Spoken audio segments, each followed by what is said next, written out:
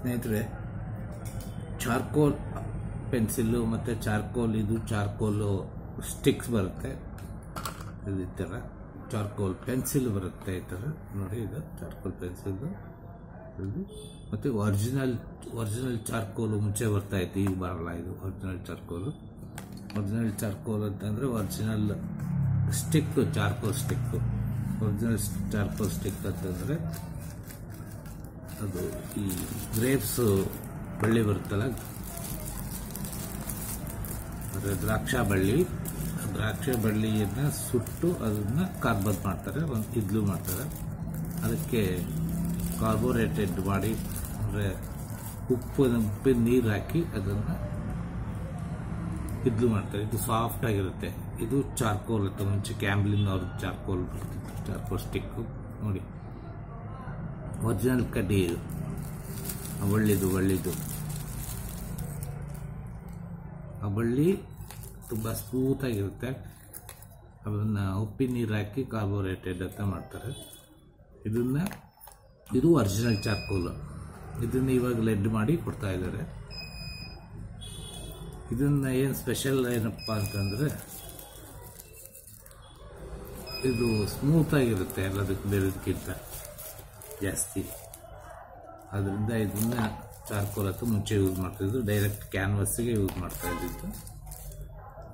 ಇದನ್ನ ಸ್ಪೆಷಲ್ ಏನಂದ್ರೆ, ಇವಾಗ ರಫ್ ಶೀಟಲ್ಲೇ ಮಾಡ್ತಾ ಇದ್ವಿ ಮುಂಚೆ ಎಲ್ಲನೂ. ಇವಾಗ ಒಂದು ಮ್ಯಾಗ್ಝಿನ್ ಅಂತಂದರೆ ಒಂದು ಕ್ಯಾಡ್ಲಾಕ್ ಇದೆ ನಮ್ಮ ಫ್ರೆಂಡ್ದೊಂದು ನೋಡಿ. ಈ ಥರ ಈ ಕ್ಯಾಡ್ಲಾಕ್ ಒಂದು ಸ್ಮೂತ್ ಪೇಪರು.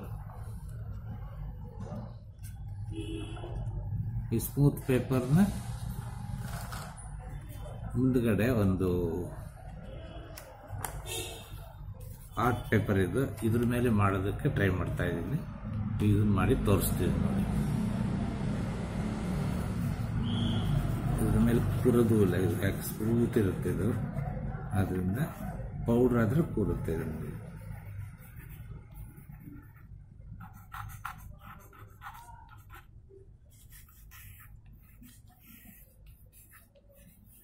ಸಾಮಾನ್ಯವಾಗಿ ರಫ್ ಪೇಪರ್ ಮೇಲೆ ಮಾಡೋದು ಚಾರ್ಕೋಲನ್ನು. ಇದ್ರ ಮೇಲೆ ಕೂರ್ಬೇಕಾದ್ರೆ ಪೌಡ್ರೇ ಆಗಬೇಕು.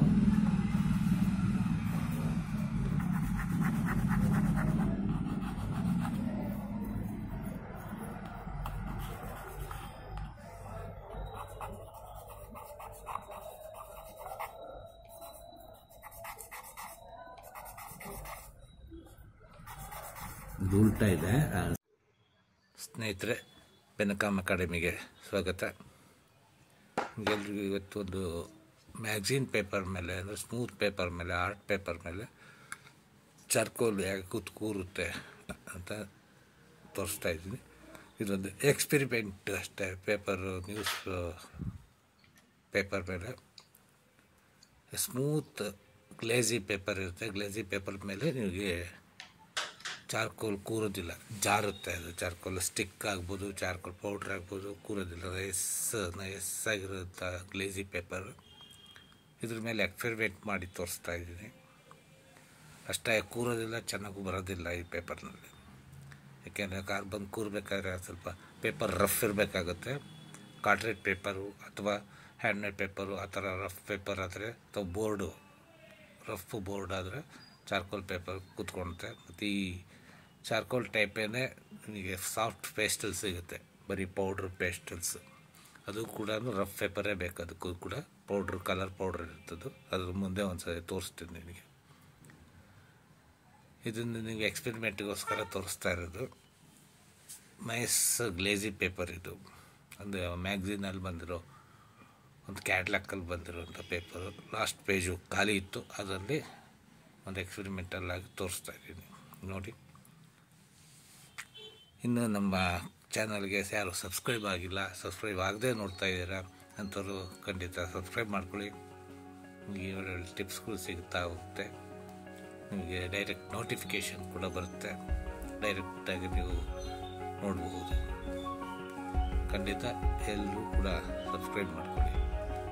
ಮುಂದಿನ ವಿಡಿಯೋನ ನೋಡ್ತಾ ಹೋಗಿ.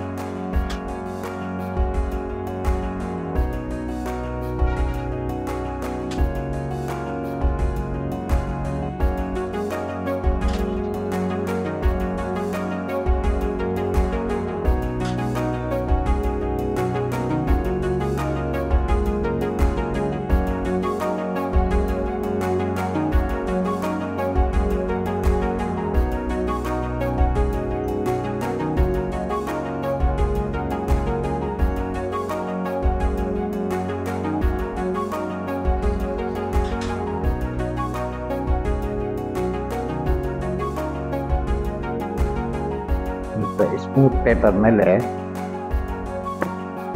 ಪೌಡ್ರ್ ಕೂರೋದಿಲ್ಲ, ಅದು ಕೂರಿಸ್ತಾ ಇದ್ದೀನಿ.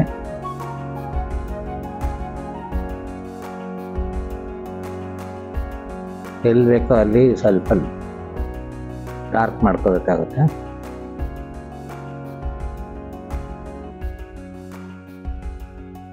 ಇಲ್ಲಿ ಬೇಕಾದ್ರೆ ಇನ್ನು ಡಾರ್ಕ್ ಮಾಡ್ಕೊಳ್ಳೋಣ.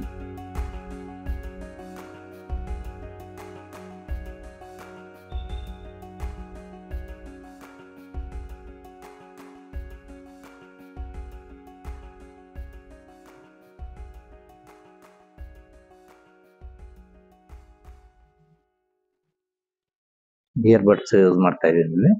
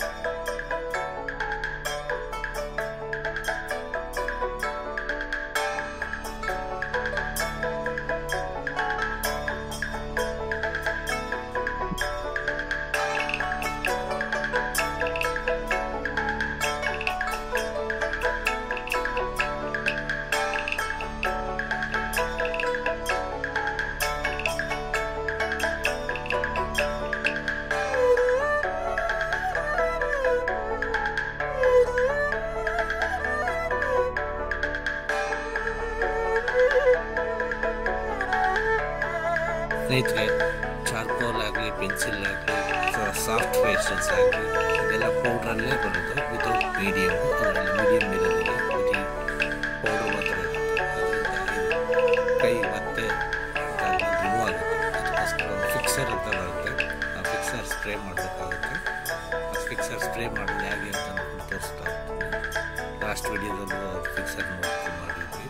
ಆ ಫಿಕ್ಸರ್ ಬಗ್ಗೆ ಸ್ಪ್ರೇ ಮಾಡಿದೆ ಹೇಗೆ ಅಂತಂದ್ಬಿಟ್ಟು ನೆಕ್ಸ್ಟ್ ವಿಡಿಯೋದಲ್ಲಿ ಕಂಪ್ಲೀಟ್ ಡೀಟೇಲ್ ತೋರಿಸ್ತೀನಿ. ಫಿಕ್ಸರ್ ಇಲ್ಲದೆ ಹೋದರೆ ಮುಂಚೆ ಏನು ಮಾಡ್ತಿದ್ವಿ ಅಂತಕ್ಕಂಥದ್ದನ್ನು ಕೂಡ ನಾನು ಹೇಳ್ತಾ ಹೋಗ್ತೀನಿ. ಈಗ ಫಿಕ್ಸರು ತುಂಬ ಕಾಸ್ಟ್ಲಿದು ಇದೆ. ಇವಾಗ ಫಿಕ್ಸರ್ ಸ್ಪ್ರೇ ಮಾಡದೇ ಇದ್ದರೆ ಅದು ಪೂರ್ತಿ Okay. ಇದು ನೋಡ್ತಾ ಇರೋದು. ನಮಸ್ಕಾರ.